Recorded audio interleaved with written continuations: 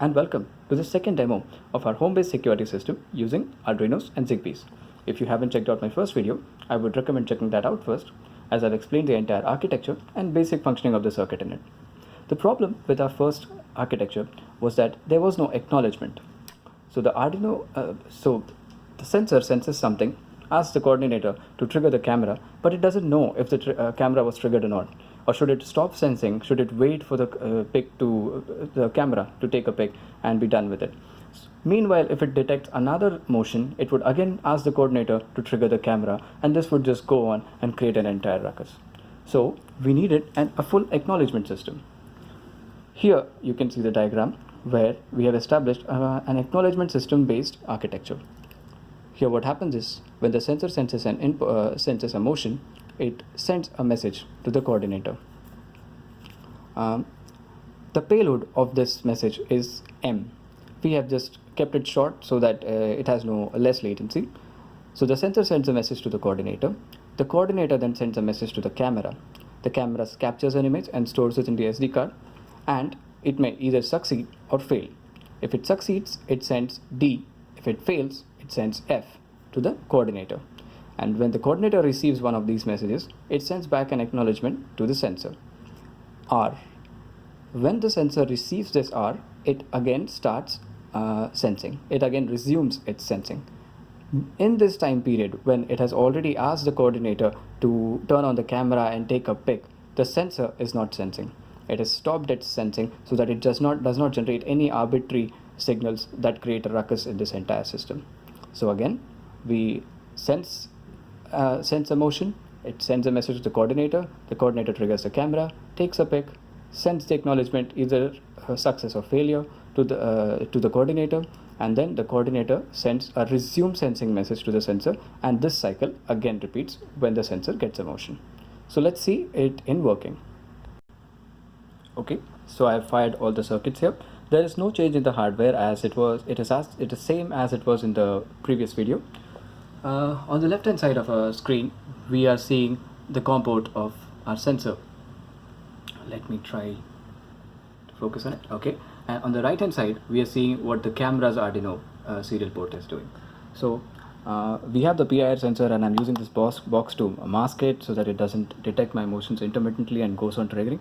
So what I'm going to do is I'm going to trigger a motion, and I'm going to see how the back and forth acknowledgement works. There is a coordinator in middle of it, but we're just ignoring it for now because it's just an intermittent carrier of messages. Okay, so we'll detect a motion. We'll do a motion in front of the PIR sensor. You see, it says an M. So it sent an M. It wrote an M on its serial port here, and that triggered the entire message here. So this M was sent to the coordinator. The coordinator then sent a message to the camera to start it, and as you see here, it took a pic and it is storing it now. Okay, now as you see, the pic storage is done, and it has sent a message D. D is a positive acknowledgement that it sent to the coordinator, and then coordinator sent a message here. The 82 here is the decimal for R. And now as you see, the one that you see here is the flag. So we have kept a flag in our sensing code. Whenever the flag is 1, only then is the sensor senses. So right now the flag is set to 1, and as soon as I do a motion again, let's see, it detects another motion, and that has triggered another video capture.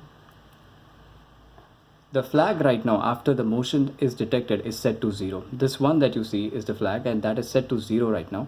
And this entire thing will happen. It will store the image, and then it will send an acknowledgement to the coordinator. The coordinator will send an acknowledgement here, the R, and then that flag will be set to true again, 1, and that's when the sensor will start sensing again. So this is our upgrade. Let's take a quick look into the important parts of the code that we have used for sending the acknowledgements. Let me focus on the screen. Alright, so as you see here, this is camera's code, and this is where it writes D. After everything has been done, after it has captured everything, this is where it writes D, and this D will be captured by the coordinator. The camera's code has also got one more thing. So in case the camera is not able to capture because the camera may not be available, the memory is full, or the SD card is not present, it will write F. So the F denotes failure. So either D or F are going to be transferred from here to the coordinator. So we'll look at the coordinator's code. We have defined D as positive acknowledgement and F as negative acknowledgement at the top of our code. As you see here, as you can see here, positive and negative acknowledgements. And as soon as it receives one of them, it triggers a function called as remote sensing.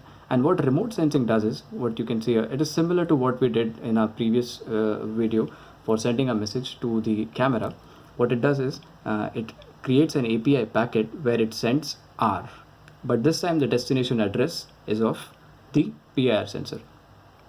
So no matter what it gets, success or failure, it will send a message to the PIR sensor, releasing it and saying that you can start sensing again. But if it is receiving a negative acknowledgement, it also gives an error at the coordinator telling that there is some error encountered in capturing with the camera. Please check the camera. So if you're just monitoring the coordinator, you can also know if your camera is down or not. Now coming to the router part. This is the part which checks for the code word R. So if there is a serial dot available, we do a serial dot read, and if the received message is equal to R, we turn the flag to true.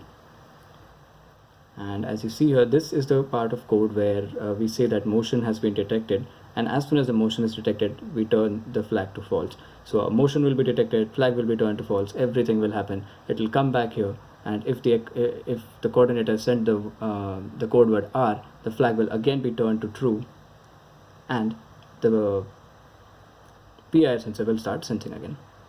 That's it. That's it for our part 2. Thank you for watching.